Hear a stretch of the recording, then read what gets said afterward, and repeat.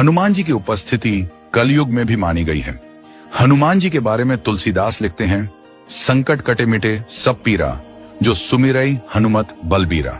हमेशा अपने भक्तों को संकट से निवृत्त करने वाले हनुमान जी इस युग में भी सक्रिय माने जाते हैं। बजरंग बली के उन 10 गुणों के बारे में विचार करेंगे जो न केवल आपको पुरुषार्थी बनाएंगे बल्कि आपके भक्तिपूर्ण जीवन के उद्देश्य के लिए भी काफी प्रेरक होंगे।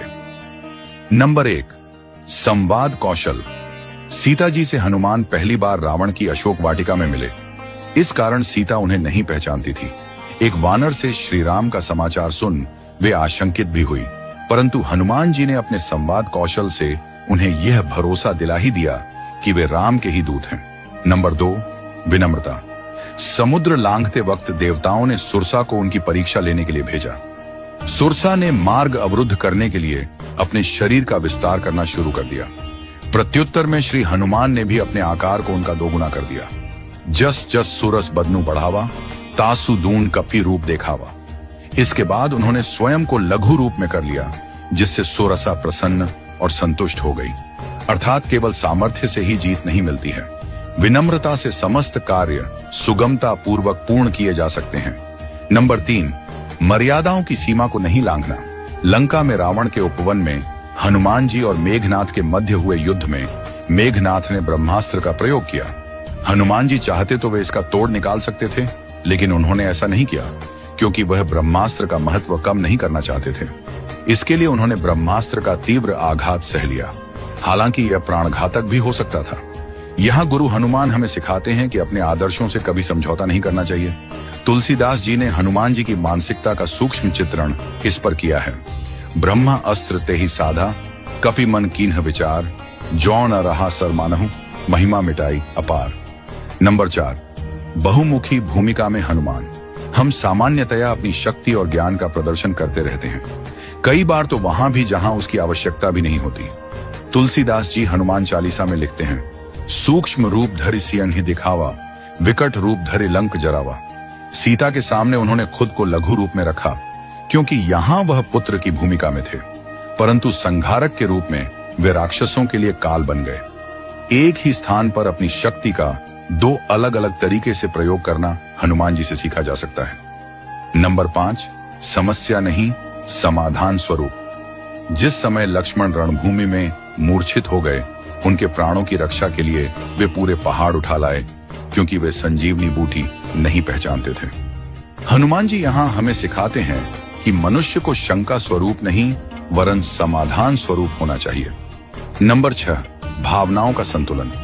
लंका के दहन के पश्चात जब वह दोबारा सीता जी का आशीष लेने पहुंचे तो उन्होंने सीता जी से कहा कि वह चाहें तो उन्हें अब भी ले चल सकते हैं, पर मैं रावण की तरह चोरी से नहीं ले जाऊंगा।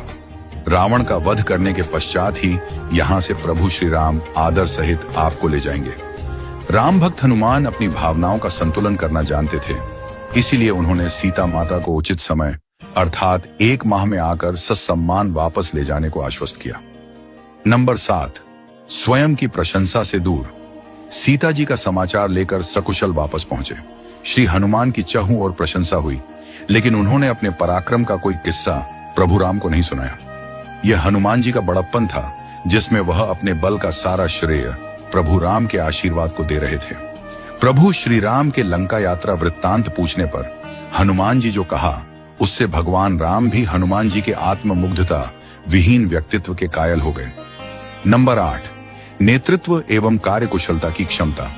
समुद्र में पुल बनाते वक्त अपेक्षित कमजोर और उच्च श्रृंखल वानर सेना से भी कार्य निकलवाना उनकी विशिष्ट संगठनात्मक योग्यता का परिचायक है। राम रावण युद्ध के समय उन्होंने पूरी वानर सेना का नेतृत्व संचालन प्रखरता से किया और पल निर्माण के कार्य को कुशलता से संपन्न करवाया। नंबर 9, बौद्धिक कुशलता और निष्ठा। सुग्रीव और बाली के परस्पर संघर्ष के वक्त प्रभु राम को बाली के वध के लिए राजी करना, क्योंकि एक सुग्रीव ही प्रभु राम की मदद कर सकते थे। इस तरह हनुमान जी ने सुग्रीव और प्रभु श्री राम दोनों के कार्यों को अपने बुद्धि कौशल और चतुराई से सुगम बना दिया। यहाँ हनुमान जी की मित्र के प्रति वफादारी और आदर्श स्वामी भक्ति तारीफ के काबिल है। नंबर 10, समर्पण, श्रद्धा, भक्ति एवं समर्पण एक दैविक विचार एवं आचरण है। हनुमान जी एक आदर्श ब्रह्मचारी थे। उनके ब्रह्मचर्य के समक्ष कामदेव भी नतमस्तक थे। यह सत्य है कि श्री हनुमान विवाहित थे, परंतु उन्होंने यह विवाह एक विद्या की अनिवार्य शर्त को पूरा करने के लिए अपने गुरु भगवान सूर्यदेव के आदेश पर किया था। श्री हनुमान के व्यक्तित्व का यह आयाम हमें ज्ञान के प्रति समर्पण की शिक्षा देता है। इसी के बलबूते हनुमान जी ने अष्ट सिद्धियों और सभी 9 निधियों की प्राप्ति की। इस प्रकार हनुमान जी श्रद्धा, भक्ति एवं समर्पण के प्रेरक स्रोत हैं।